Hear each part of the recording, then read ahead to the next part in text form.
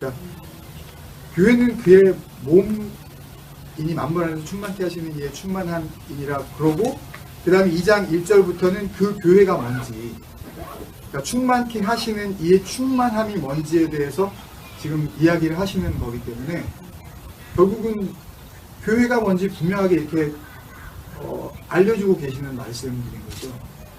이런 것들을 우리가 같이 좀 나눴으면 좋겠어요.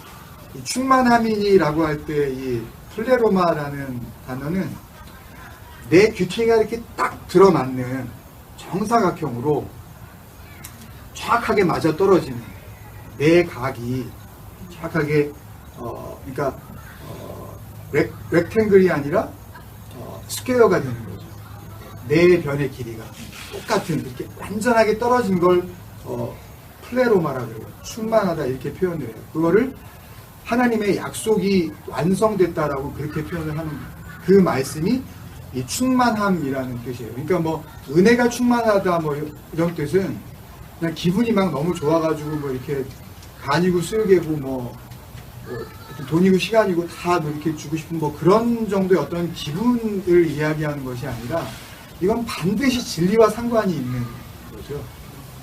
내 안에 역사하게 된 그 진리의 영, 그 깨끗한 말로서의 그 진리의 말, 그 자체가 온전하게 내 안에 들어온 상태를 충만함이다 이렇게 이야기를 하시는 거거든요. 그리고 나서 어떻게 충만하게 되었는지 그 과정이 2장 1절부터 나오는 거거든요. 그리고 이제 10절 맨 마지막에 그런 과정 가운데에서 이제 결론적으로 완성된 어떤 완성품들, 마스터피스, 그러니까 이제 컴플리션 된 거죠. 하나님의 어떤 일이. 그게 이제 우리는 그가 만드신 바라 아우트가르 에스멘 포이에마 크리스텐테스라는 그런 말인데, 그러니까 창조된 작품으로서 이제 완료가 된 피조물이라는 그런 의미거든요.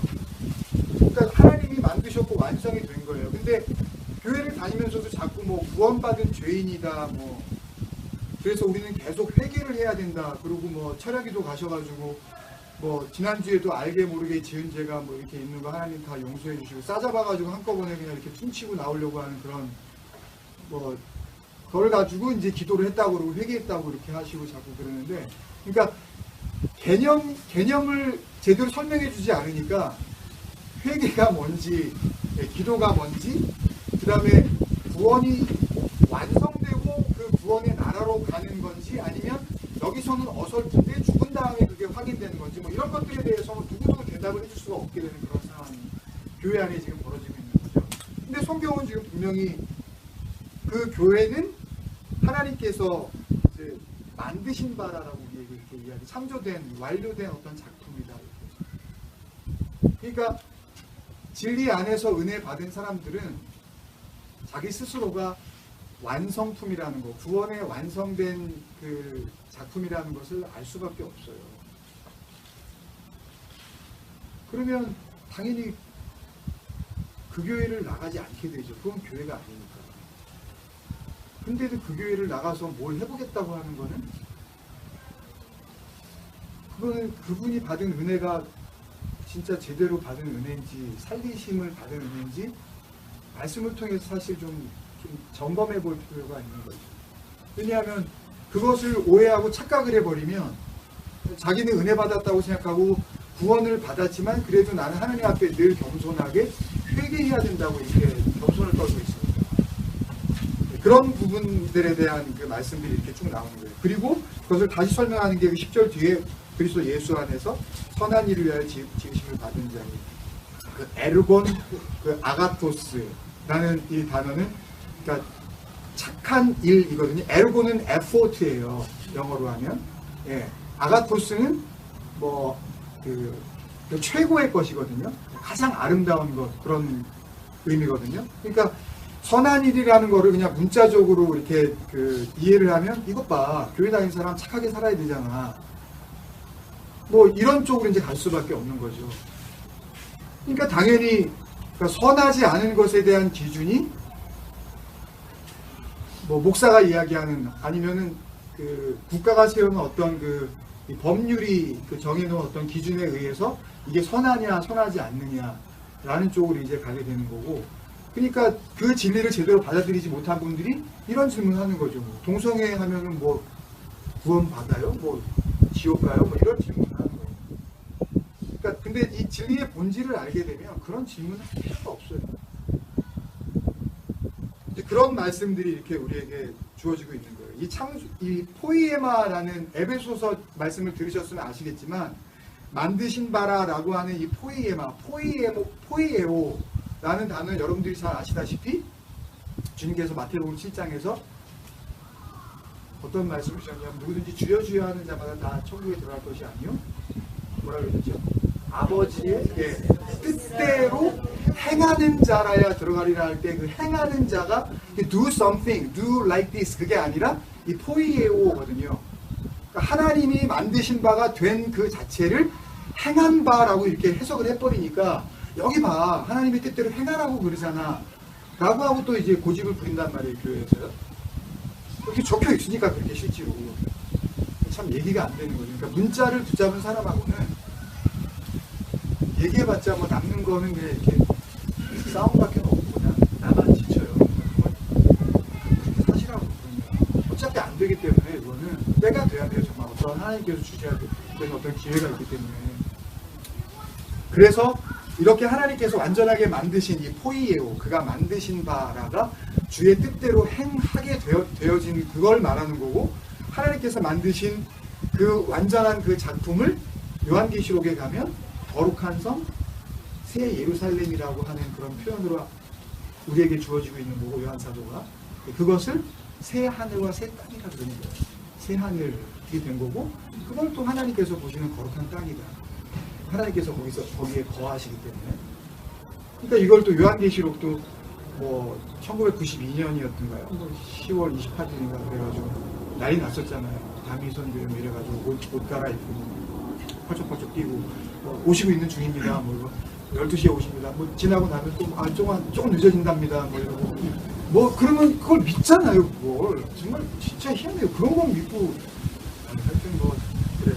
그러니까 그 거룩한 성 새 예루살렘 그 예루샬라임이라는 것은 이 야라 샬라임 지난번 설교에서도 제가 말씀드렸지만 샬라는 뭐 이렇게 뭐 평화 뭐 안 싸우고 뭐 기분 좋게 이렇게 하는 그런 게 아니라 하나님의 약속이 이루어진 그 존재를 샬라라 그러는 거거든요. 그러니까 샬롬은 그게 그렇게 된 자를 의미하는 거예요. 근데 그게 된 자로서의 야라, 그러니까 the dwelling place거든요. 살고 있는 어떤 그 처소. 그러니까 하나님께서 거하시는 하나님의 약속이 이루어진 장소. 그게 예루살렘이에요.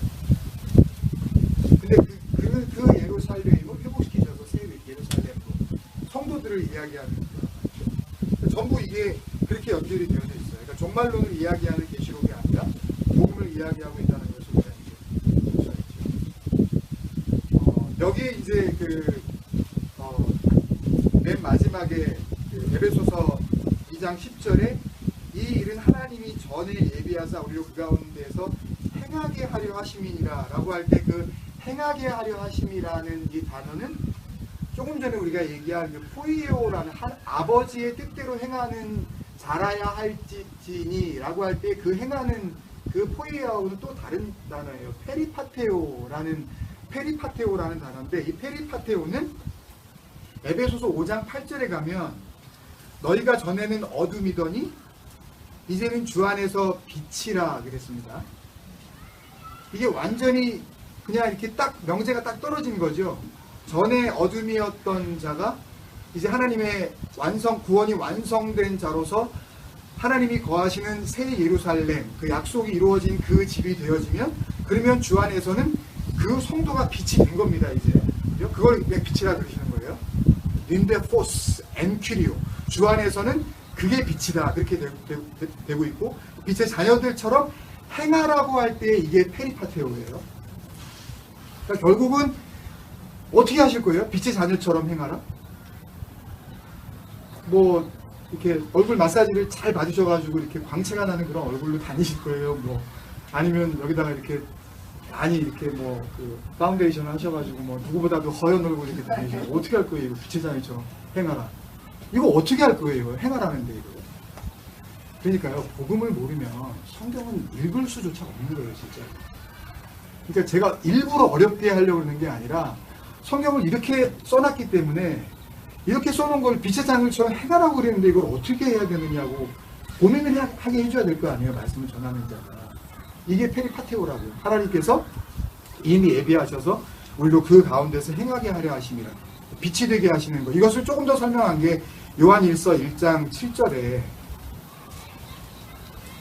예수 그리스도에 대한 말씀과 그 영원한 빛 되시는 하나님에 대한 말씀이 나오는데, 그가 빛 가운데 계신 것 같이 우리도 빛 가운데의 페리파테오예요. 그게 빛 가운데 행하면, 그러니까 결국 이거는요, 그러니까 우리가 할 수 있는 일이 아니에요. 그러니까 빛 가운데 행하라는 것을 빛이 뭔지도 알지 못하고 빛이 뭔지 모르니까 당연히 빛 안에서 행한다는 것을 알 수도 없는 존재들이기 때문에 결국은 하나님께서 하셔야 되는 일들을 이런 식으로 복음으로 지금 표현을 하고 있는 것 뿐이거든요. 그리고 나서 이어지는 말씀이 우리가 서로 사귐이 있고, 잘 아시잖아요. 이 코이노니아라는 단어는 결국은 코이노니아가 될 수 있는, 그러니까 한마디로 얘기하면 코이노니아는 영어로 하면 쉐어링이거든요. 서로 사랑이에요. 그러니까요.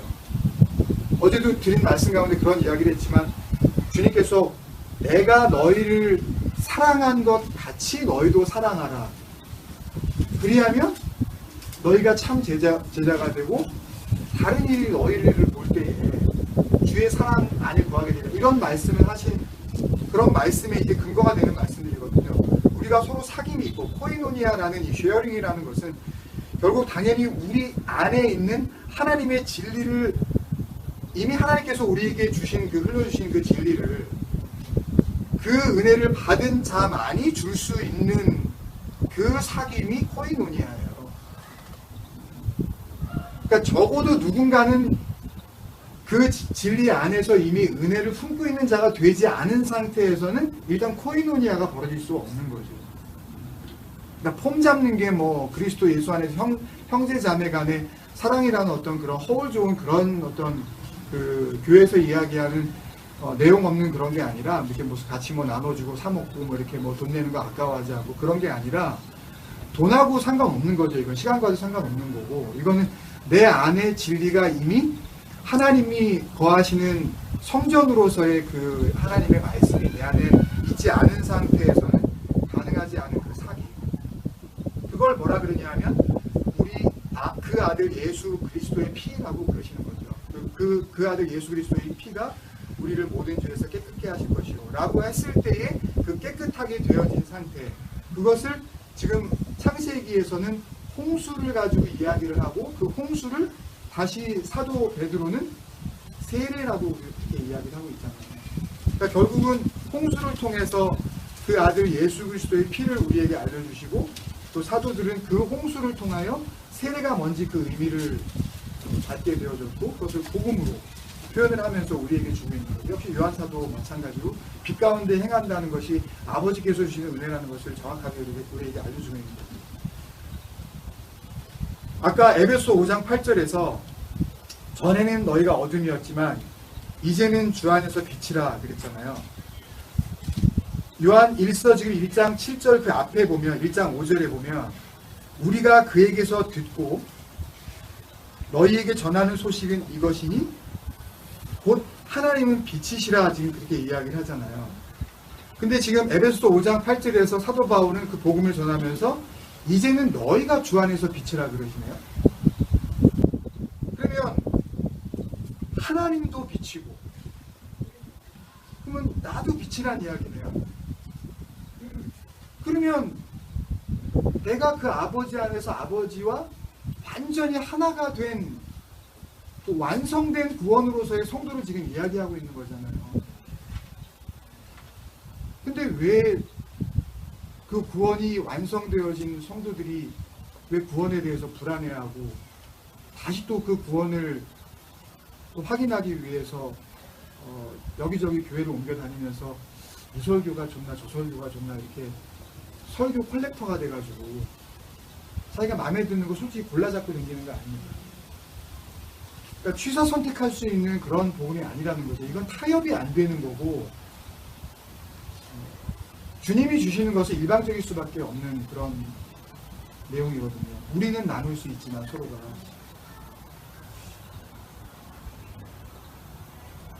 그 뒤에 그에게는 어둠이 조금 더 없으시다는 것이니라. 만일 우리가 하나님과 사귐이 있다 하고 어둠에 행하면, 이게 역시 페리파테오거든요. 이걸 다 설명드릴 수는 없지만 그 뒤에 또 친절하게 또 설명을 해주시는 것이 거짓말을 하고 라고, 이 푸슈도메다라는 이 단어는 결국은 그 진리가 아닌 것을 증거로 내놓고 있다라는 그런 말이거든요. 그러니까 구원이 없다, 어둠에 행하는 게 뭐예요? 그렇게 물을 수 있잖아요. 너무 추상적이니까 어둠에 행하는 게 뭐예요? 라고 만약에 내 스스로가 묻는다면, 그러면 네가 말하는 걸 보면 알아 라고 지금 복음은 우리에게 이야기해주고 있는 거죠. 네 안에서 나오는 말을 보면 주님께서 너희 속으로 들어가는 게 너를 더럽히는 게 아니라, 뭐 손 안 씻었는데 당신 제자들이랑 당신들은 싸잡아가지고 율법 지금 안 지키는 거 아니에요? 그러니까 그런 거는 이렇게 들어가면 뒤로 나온다. 근데 안에서 나오는 것이 너희를 더럽게 하는 것이다. 그 안에 있는 것이 너희의 더러움을 이렇게 증명 프루브하는 것이다 라고 이렇게 말씀하시는 거잖아요. 그러니까 어둠에 행하는 것이 무엇이냐, 그 페리파테오 인 더 다크니스, 그 어둠에서 내가 살고 있는 게 뭐냐라는 것을 알 수 있는 방법은 내 안에서 나오는 말, 내가 가지고 있는 말을 보는, 성경 말씀을 보는 기준이, 그 헤아림의 기준이 그리스도로 내가 세워져 있는 건지, 억지로 하는 거하고는 다릅니다. 이건 난 그리스도로 나 해석해야지, 이런 거하고는 달라요. 그건 내가 알아요. 근데 내가 보는 것마다 주님께서 이거 이렇게 하라 그러네, 술 취하지 말고 성령의 충만을 받아라 그러면은 그대로 내 술 취하지 말라 그러시네. 이렇게 얘기하면 또 이게 곤란해지는데, 그러면 술을 취해도 된다는 얘기네, 저 목사는 지금 이렇게 또 받아들이실까봐. 그런 이야기가 아니에요. 술, 그러니까 이 섞인 물, 요새 물과 어떤 그 알코올 섞여져 있는 어떤 그 더러운 것, 세상을 이야기하는, 진리가 아닌 진리 안에 섞여진 율법, 이런 것들을 말씀하시는 건데, 그러니까 결국은 거짓말을 한다는 이야기는 진리가 아닌 것을 내가 하나님을 믿는 증거로 내놓는 것을 보면 그게 어둠에 있다는 것을 그냥 알 수 있게 된다는 거예요. 그래도 교회는 다녀야 되는 거 아니야? 힘을 좀 내야지, 하나님을 사랑한다면. 이런 것만 보더라도 우리는 이렇게 알 수 있는 거죠. 내가 나를 얼마든지 점검할 수가 있으니까요, 복음에 비추어 보면. 근데 비추기가 싫잖아요, 솔직히. 그렇게 해서 내가 드러나는 나를 폭로당하고 싶지 않잖아요. 나의 그 더러운 거를 감추고만 싶고 나 혼자 그냥 더럽고 말고 이렇게 하고 싶잖아요.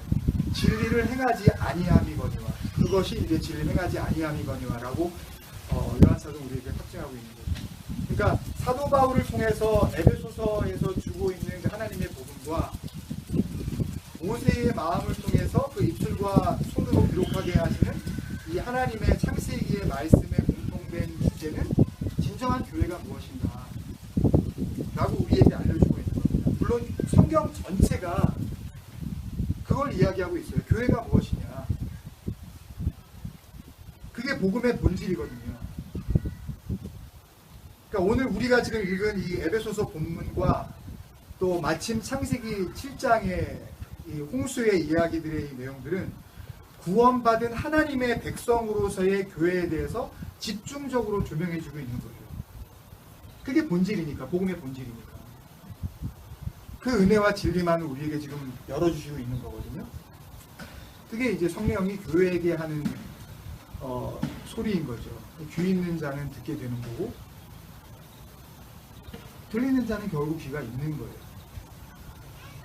바울 사도가 에베소서에 있는 성도들에게 쓴 이 복음의 편지에서도 분명하게 드러나 있지만, 그러니까 하나님의 복음이라는 것은 소위 그 창세 전이라고 이렇게 오해하고 있는, 그러니까 before creation, 지구며 우주며 이런 어떤 물질 세계가 있기 전, 어떤 역사 이전이라는 예정이라는 그런 이미 정해진 특정한 일부 사람들에게만 주어지는 차별적이고 선택적으로 이미 결정되어진 구원의 메시지가 아니라, 우리 읽었잖아요. 지금 오고 오는 모든 세대에게 주시는, 그래서 모든 사람에게 차별 없이 주어지는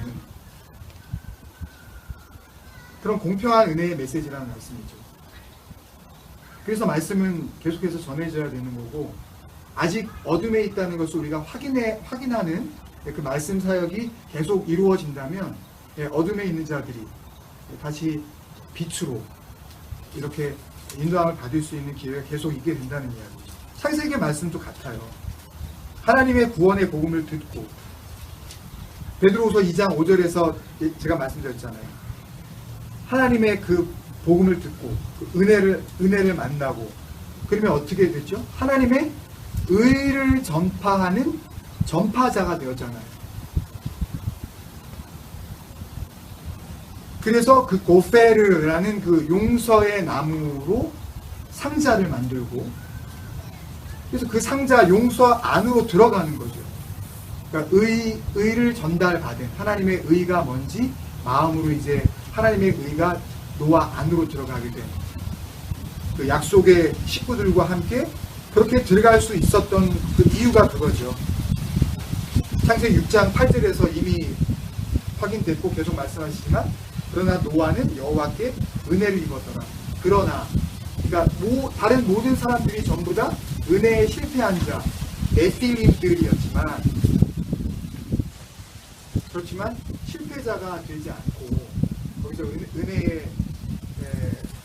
은혜를 만나고 그 하나님의 은혜로 말미암아 용서 안으로 들어갈 수 있었다는 것을 우리에게 알려주고 계십니다. 그게 교회란 말이에요. 그러니까 에베소서의 말씀이나 창세기의 말씀은 같은 말씀을 이제 다른 나레이션으로 이제 하시고 계시는 거죠. 스토리 라인만 다르고. 그러니까 에베소서의 말씀도 하나님의 은혜에 의하여 허물과 죄라는 죽음에서 살리심을 받은 성도에 대한 복음이듯이, 그러니까 성도는 그냥 되는 게 아닙니다. 창세기 7장 말씀도 하나님의 은혜에 의하여 세상을 쓸어버리는 그 죽음의 물, 홍수에서 건지심을 받은 성도에 대한 복음인 거죠. 그죠? 그래서 그 6장 9절에 그 당대의 의인이요, 또 하나님의 완전한 자요, 그걸 뭐라 그래요? 6장 9절에 뭐라 그래요? 하나님과 동행했더라 그러잖아요. 그러니까 진리 안에서 내가 아버지의 마음을 품게 되면요, 사실은 한국말만 이렇게 읽는 성경을 봐도 꼭 원어 없어도 이게 좀 괜찮아요, 사실. 근데 그게 자꾸 의심스럽고 그거를 확인하시고 싶은 분들한테 사실 그런 원어적인 증거가 이제 필요한 거니까요. 그러니까 그런 하나님과의 동행이, 그래서 하나님도 빛이시고 나도 빛이 되는, 그게 어떻게 이루어지는지 그걸 알면 반대로 뭘 알 수 있죠? 어떻게 이루어지지 않는지도 알 수 있잖아요. 그러니까 의사 선생님도 계시고 뭐 다 전문직이 계신 우리 또 일본형 우리 녹화가 되니까 아메리칸 65이 그룹이 생겼는데, 그러니까 맞는 거를 알면 그럼 틀린 게 뭔지 금방 알잖아요. 뭐 옛날에 뭐 그런 예화하지 않았습니까? 이제 목사들이, 그러니까 미국 달러 뭐 이렇게 위조 지폐 구분하는 그 스페셜리스트들 굳이 이 페이크 머니를 보여줄 필요가 없다면서요. 계속해서 그 리얼 노트를 계속 보게 하고, 그것을 갖다가 진짜 돈이 어떻게 구조가 구성이 되어 있는지 그것을 알게 하면, 그것을 정확하게 알면 그러면 페이크가 뭔지 좀 알게 되어지는, 뭐 지금도 그러는지 아니면 그게 뭐 단순히 예화인지는 모르지만 어쨌든 진리 안에서도 진리만 알면 그러면 거짓이 뭔지 그냥 알게 되어지는, 철저히 같은 은혜의 부분. 그러니까 구원은 이 땅에서 받고 가는 거예요. 이 땅에서 내가 압니다. 나도 알고 아버지도 알고 불안해하지 않아요. 그러니까 너무 기쁜 거죠. 하루를 살아도 영원을 살고 있는 거고, 별로 그 육적 죽음에 대해서 그러니까 뭐 겁을 안 낸다기보다도 연연해지지가 않는 거죠.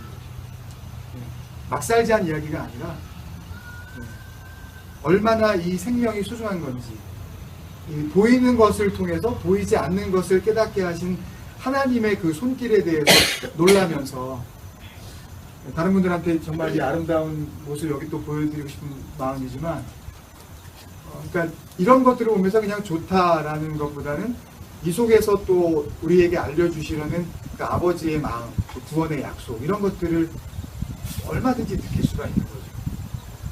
다르죠, 보는 눈이요. 그래서 이렇게 이 땅에서 하나님의 구원이 완성이 된 그 하늘의 백성이 된 자들을 구별하여 부르시는 호칭이 그게 교회예요. 그게 에클레시아인데, 신약성경에 120번 정도 교회라는 그 단어가 나오는데 100% 에클레시아.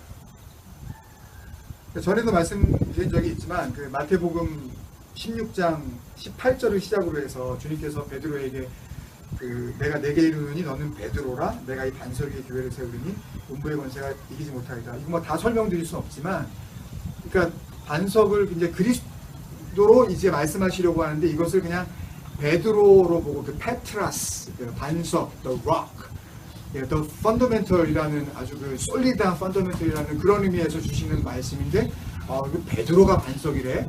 그러니까 베드로의 시체를 가져다가 이렇게 묻어놓고 거기다가 처치를 세우면, 그러면 음부의 권세가 뭐 이렇게 이기지 못하는 그런 진짜 교회가 되겠네 하고 한 짓거리들이 뭐예요? 그게 바티칸 시국 아닙니까? 그게 로마에 있는 그 성 베드로 성당 아니에요? 거기 무슨 시체가 그 시체고 그게 뭐 베드로 무슨 뭐 DNA가 어디 있는지 뭐. 네. 또 베드로 시체가 맞다고 쳐도, 그럼 베드로 시체를 거기다 갖다 묻어놓으면 그러면 음부의 권세가 이기지 못하는 그 아버지의 교회가 거기 세워지냔 말이죠. 죽겠어요 진짜로. 어떻게 설명해야 되지 진짜. 맞대는데 자기들이 그거. 응? 그렇게 시작된 이 교회 에클레시아라는 말씀이 이제 계시록 22장에서 이제 마무리되어지는데, 전부 이 교회는 에클레시아에 대한 그 번역이란 말이에요. 근데 이제 이 에크칼레오, 제 설교 계속 들으셨으면 아시겠지만, 어딘가 그 바깥으로, 밖으로 이렇게 칼레오, 이렇게 콜 아웃 하는 거죠. 그 에클레시아는 하나님의 부르심을 들은 자들로서 이제 어딘가에서 나온 거예요. 예를 들면 출애굽. 뭐 예를 들면은 하나님의 의가 통하지 않는 그 네필림, 은혜에 실패한 자들 속에서 은혜 안으로, 그 노페르 안으로 들어가니까 그렇게 보면 나온 거죠. 이렇게 이제 계속 나오게 되어진 어떤 그런 것들을 우리에게 알려주시는 건데, 하나님의 이 부르심을 받은 자라는 의미에서 하나님의 그 구원의 약속이, 그 말씀이 어떤 한 사람에게 임해서 그 사람이 그 한 사람으로서는 죽고, 그 말씀을 듣고 그 죽은 자를 살리시는 하나님과 하나가 되어진 새로운 피조물로서 하나님이 거하시는 집, 그 영원한 하나님의 처소가 된 그것을 에클레시아라 그러잖아요. 교회라 그러잖아요. 그러니까 이걸 한 단어로 표현하면 성전이라 그런단 말이에요. 홀리 템플. 아까 누가 말씀하셨죠? 우리 사모님이 말씀하셨나요? 네.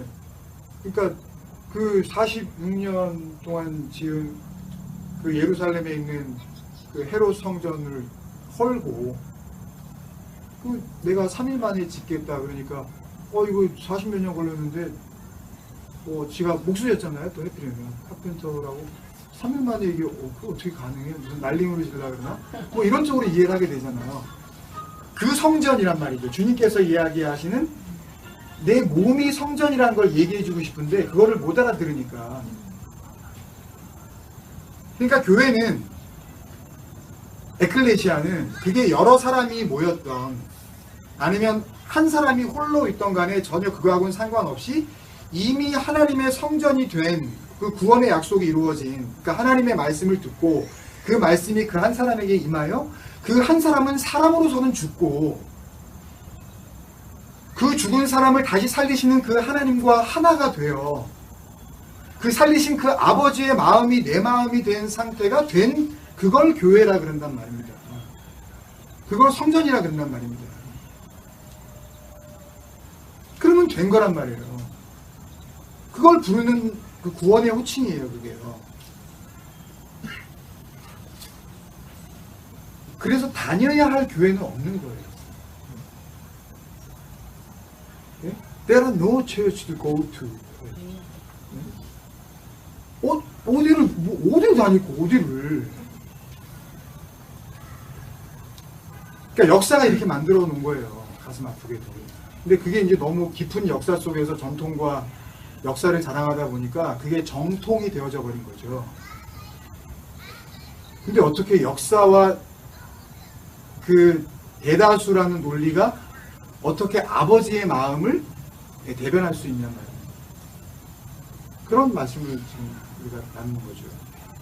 그 왜곡된 복음, 그리고 다수의 논리라는 세상 풍조에 이미 몸과 마음이 이제 너무 젖어버려서 동화가 된 거죠.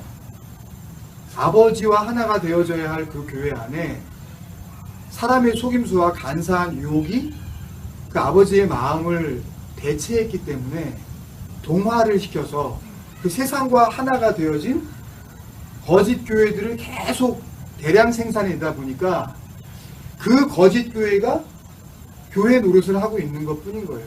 근데 그 넘버가 너무 머저러티 하다 보니까 정말 뭐 이렇게 계란으로 뭐 이렇게 바위 치듯이 뭐 아무리 그렇게 해봤자 콧방귀도 안 끼는 거죠. 네가 그렇게 아무리 11조 없다고 설교해봐라. 11조 다 내더라고. 그렇죠? 아무리 뭐 설교를 많이 들어도 내 사람이 또 내거든요. 그러니까 교회가 운영이 되죠. 그래서 정말 내가 하나님의 부르심을 받은 게 맞다면요. 다시 말해서 하나님의 교회가 된 게 맞다면, 하나님이 거하시는 성전이 되었다면 교회 안 나가는 게 불안하기는커녕 세상 기독교의 교회와 그 주일 예배라는 그 자체가 하나님 앞에서 얼마나 역겨운 것인가를 다른 사람이 날 도와주지 않아도 너무 뚜렷하게 알게 돼 있어요. 정말 이렇게 인간적으로 이렇게 구역질이 나오려고 그래요. 그러니까 잘 보세요, 여러분. 교회가 안 된 사람이 엉뚱한 걸 교회로 알고 평생 거기다가 목숨을 걸면 그 교회 아닌 교회와 함께 그냥 그 거짓 교회로 그렇게 갈 수밖에 없는 거예요. 그냥 어둠 속에서 그냥 어둠으로 이렇게 사라져버릴 수밖에 없는 거예요. 이렇게 하나님이 거하시는 성전이 되는 구원의 여정을 지금 에베소서와 창세기 본문에서 동일한 표현으로 크게 이제 세 가지로 말씀하고 있어요. 이 내용들을 제가 이제 정리해 나가야 되는데 일단 여기까지 잠시 좀 쉬고